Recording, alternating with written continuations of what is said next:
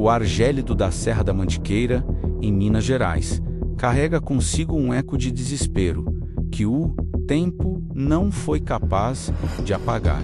Durante grande parte do século XX, a cidade de Barbacena tornou-se o destino final de milhares de brasileiros que o sistema descartar. Eles chegavam nos chamados trens de doido, vagões de carga superlotados, onde seres humanos eram transportados como gado, sem água ou alimento. Ao desembarcarem na plataforma do Hospital Colônia, o destino era selado. Não se tratava de um hospital, mas de um campo de extermínio, travestido de instituição médica. Homens, mulheres e crianças, menos muitos, sem qualquer diagnóstico de doença mental, menos cruzavam aqueles portões para nunca mais sair. Este é o relato documental sobre o Holocausto brasileiro, uma tragédia onde a indiferença matou mais do que qualquer patologia e onde o silêncio da sociedade permitiu o genocídio de 60 mil almas.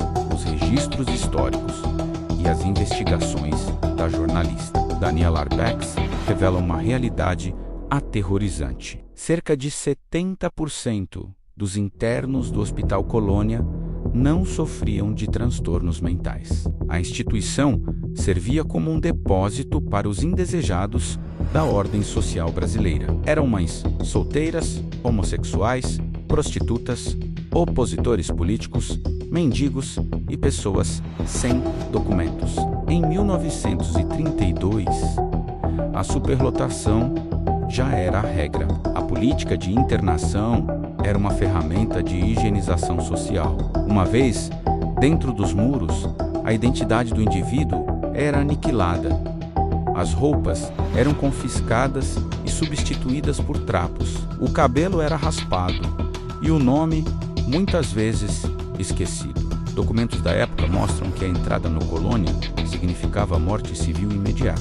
O Estado brasileiro, sob diferentes regimes, financiou e ignorou a existência de um local onde a dignidade humana era inexistente.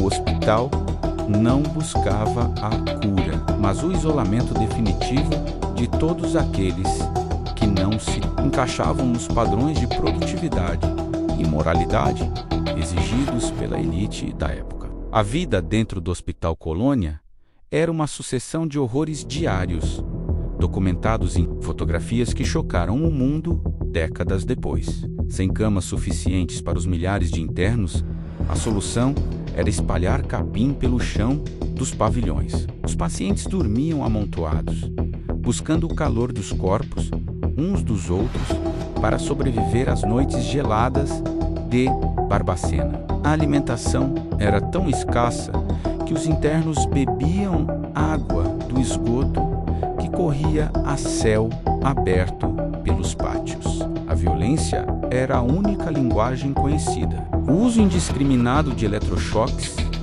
muitas vezes sem anestesia, era utilizado como método de punição e não de tratamento. As descargas elétricas eram tão intensas que a rede elétrica da cidade chegava a sofrer quedas de tensão. Relatos de sobreviventes descrevem que o som dos gritos era constante, fundindo-se ao cheiro de urina e carne queimada. No inverno, o número de mortos disparava. O frio e a desnutrição ceifavam dezenas de vidas em uma única noite. O hospital, incapaz de enterrar tantos corpos, passou a vender os cadáveres para faculdades de medicina em todo o país. Quando o mercado de cadáveres saturou, os corpos eram dissolvidos em ácido ou enterrados em valas comuns nos arredores do hospital, sob o olhar omisso das autoridades. O mundo só começou a encarar a realidade de Barbacena em 1979, quando o jornalista Elvésio Ratton e o psiquiatra italiano Franco Basaglia denunciaram o local como um campo de concentração. As imagens registradas na época mostravam seres humanos esqueléticos andando pelos pátios, com o olhar perdido em décadas de abusos. A reforma psiquiátrica brasileira nasceu das cinzas desse horror, exigindo o fim dos hospitais de custódia e o tratamento humanizado. No entanto, o fechamento total das alas de extermínio levou décadas. Estima-se que mais de 60 mil pessoas tenham morrido no Colônia durante o seu período de funcionamento mais brutal. Os poucos sobreviventes carregam até hoje as marcas físicas e psicológicas de uma tortura institucionalizada. O Hospital Colônia de Barbacena não é apenas uma mancha na história da medicina, mas uma cicatriz profunda na consciência nacional. Ele serve como um aviso eterno sobre o que acontece quando o Estado decide quem merece viver e quem pode ser apagado da existência em nome de uma falsa normalidade. Onde antes havia o silêncio da morte, hoje existe um museu para que o Brasil nunca esqueça. As vozes de Barbacena ainda sussurram através dos sobreviventes e dos arquivos que resistiram ao tempo. Relembrar o Holocausto brasileiro é um ato de justiça contra o esquecimento. Cada nome recuperado, cada história contada. É uma pequena vitória contra o ácido que tentou dissolver a memória dessas 60 mil vítimas. A loucura,